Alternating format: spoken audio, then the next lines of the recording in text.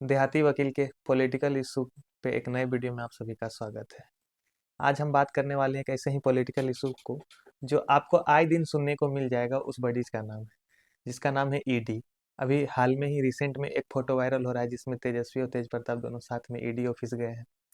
कोलकाता में देख लीजिए तो ममता बनर्जी के साथ जो उनका नोक झोंक चला है।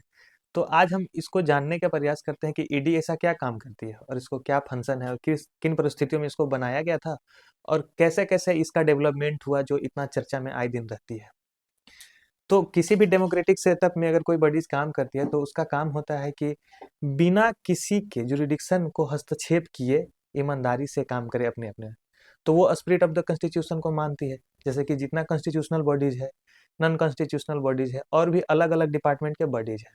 कॉन्स्टिट्यूशनल बॉडीज में किस तरह के बॉडीज आते हैं, तो वैसा बॉडी जिसका मेंशन संविधान के आर्टिकल में हो, जैसे कि यूपीएससी होगी। और नॉन कॉन्स्टिट्यूशनल में कैसे बॉडी जाते हैं, तो वैसा बॉडी जो सरकार के द्वारा लाए गए नियम और कानून से बना हो, जैसे कि सीबीआई है, ये भी इन्वेस्टिगेशन। लेकिन ये दोनों बॉडीज का एक जब काम होता है तो ये दोनों अपना अपना रिपोर्ट सौंपती है और उनमें एक उन पे एक दबाव होता है और पार्लियामेंट्री कमेटी का या फिर अलग अलग कमिटीज का कि वो स्टेट के अगेंस्ट में मीन्स किसी भी पर्सन के फंडामेंटल राइट्स को बिना वायलेट किए वो काम करे। लेकिन जब आप ईडी को देखते हैं तो ईडी नहीं कॉन्स्टिट्यूशनल बॉडी है नहीं नॉन कॉन्स्टिट्यूशनल बॉडीज है। तो ये किस तरह का बडीज है, तो ये फाइनेंस डिपार्टमेंट के अंदर एक तरह का बडीज है। अच्छा, इसको लाया क्यों गया था, पहले हम वो समझते हैं कि किस सिनारियो में इसका उदय हुआ और इसको लाने की जरूरत पड़ी स्टेट के फंक्शन को हम समझते हैं तो देखते हैं कि ये नॉर्मल क्रिमिनल जूरिस्प्रूडेंस से अलग है। तो ऐसा क्या कंडीशन है। अच्छा, जूरिस्प्रूडेंस का क्या मतलब होता है कि किसी भी किन परिस्थितियों में किस तरह का लॉ हम बनाएं, कैसे ऑब्जेक्शन रखें, किस में कितना सैंक्शन लगाए, ये सब चीजों को जो डिस्कस करते हैं उसको जूरिस्प्रूडेंस मोटा मोटी कह सकते हैं।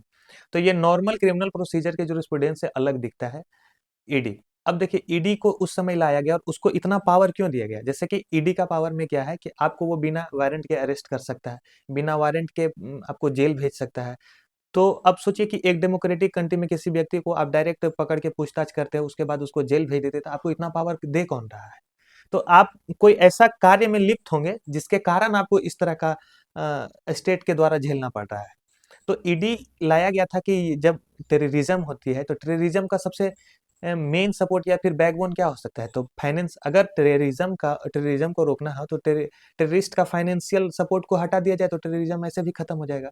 ड्रग ट्रैफिकिंग है और जो ऑर्गेनाइज्ड क्राइम टाइप का है, ये इन सब चीजों को, ये तीनों को कम करने के लिए इसका गठन किया गया था ईडी। अभी के समय में देखिए ईडी का फंक्शन क्या देखने को मिलता है। ऐसा नहीं है कि आज बीजेपी की गवर्नमेंट है तो बीजेपी ही इसका मिसयूज कर रही है।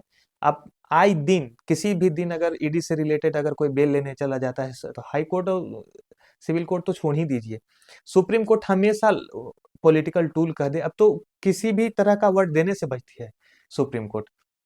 तो ऐसा पावर इसमें है क्या, तो वही है कि अरेस्ट कर लिया। अच्छा, किन परिस्थितियों में इन्हें दिया गया, तो ऑर्गेनाइज्ड क्राइम कम हो, टेररिज्म कम हो, तो इस तरह में इसको पावर दिया गया था।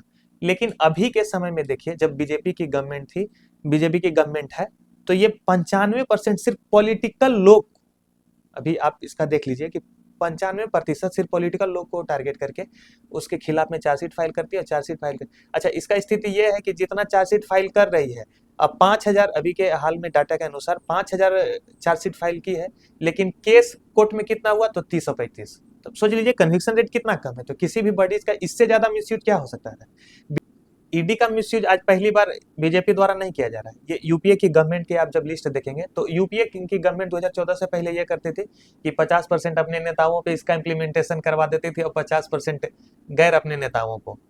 लेकिन जब से बीजेपी की गवर्नमेंट आई, ये स्ट्राइक रेट है जो 50% से 95% पहुंच गया। अच्छा, 5% बचा कौन है, तो मान लीजिए 5% में हम अगर बीजेपी गवर्नमेंट के अगेंस्ट के लीडर हैं, आरजेडी के लीडर या किसी पार्टी के लीडर है, हम पे ईडी का समन हुआ, हम पे ईडी का जांच बैठा, हम फट से चले गए बीजेपी में, तो फिर वो 95 का जो 5% शेष बचा हुआ था अब इसी में आके मिल गया।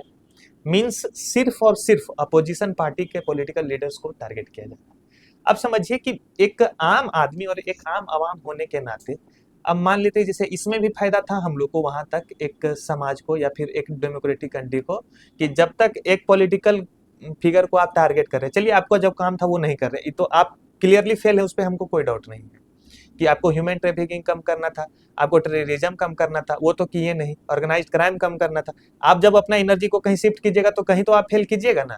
तो वो वहां तो एक स्टेप पे तो आप फेल करिए। जब सेकेंड स्टेप में था कि आप पॉलिटिकल लीडर्स को ही अगर टारगेट कर रहे हैं, तो एक बात है ना कि आप सिर्फ परेशान कर रहे हैं, टारगेट करके उसका रिजल्ट हमको नहीं मिल रहा है ना। जैसे अब सोचिए कि 30,000 किलो तक ले आपको ड्रग्स मिल जाता है, उसका जांच पड़ताल नहीं होता। 30,000 किलो का ड्रग का समझते हैं कि बिहार में 10,000 रुपया जितना महिलाओं को दिया गया था, उस लेवल का जब ट्रैफिकिंग को आप नहीं पकड़ पा रहे, तो फिर इस एजेंसी का कोई मतलब रह नहीं जाता है।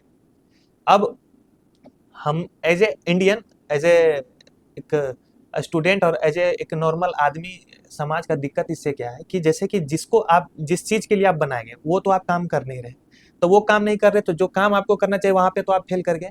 अच्छा, हम लोग को एक सिटीजन होने के नाते ये भी फायदा होता था कि आप 50% चलिए पक्ष के नेताओं को पकड़े तो 50% वहां, लेकिन अब 100% पॉलिटिकल अपोजिशन को जैसे ही आप पकड़ते हैं और टारगेट करते हैं, अब वो जैसे ही पक्ष के में आके मिलता है तो आप उसको टारगेट नहीं करते, मीन्स आप सिर्फ दलाली का काम शुरू कर दिए।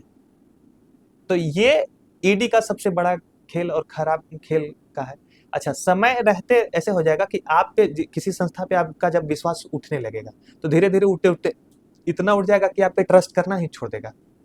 अभी 2 दिन पहले का न्यूज है कि ईडी जैसे ही ममता बनर्जी के एक पदाधिकारी के घर में जाके छापा मारती है, छापा मारते रहती है, और उसी बीच में ममता बनर्जी जाती है और आपसे सारा डॉक्यूमेंट छीन छान के लेके चलाती है। आप समझिए कि जिस ईडी के नाम से पॉलिटिकल लीडर्स उल्टी पैर भागते थे, आज का वो समय है कि आपके सामने से मुंह से निवाला छीन के जा रहे हैं। तो इसका क्रेडिबिलिटी तो आप कब का खो चुके हैं। अब संस्था बचे ये भी जरूरी नहीं। अच्छा, ये एक बात नहीं है, बात यह है कि आज ईडी पे ही इस तरह का सवाल है, सीबीआई पे भी। जैसे कि अगर कोई लड़का अभी देख लीजिएगा कि जो बीपीएससी का मेंस या यूपीएससी का मेंस लिखता है, तो वो 2-3 क्वेश्चन बड़ा सिमिलर टाइप से रहेगा कि गवर्नर क्या पैरोट है सेंट्रल गवर्नमेंट का। वैसे ही सीबीआई के लिए था, ईडी के लिए तो पैरोट शब्द ही नहीं है, वो भी छोटा पड़ जाता है। तो आपको आपकी क्या राय है, आपकी अपनी क्या समझ है ईडी को लेकर, आप हमें कमेंट में जरूर बताएं। धन्यवाद।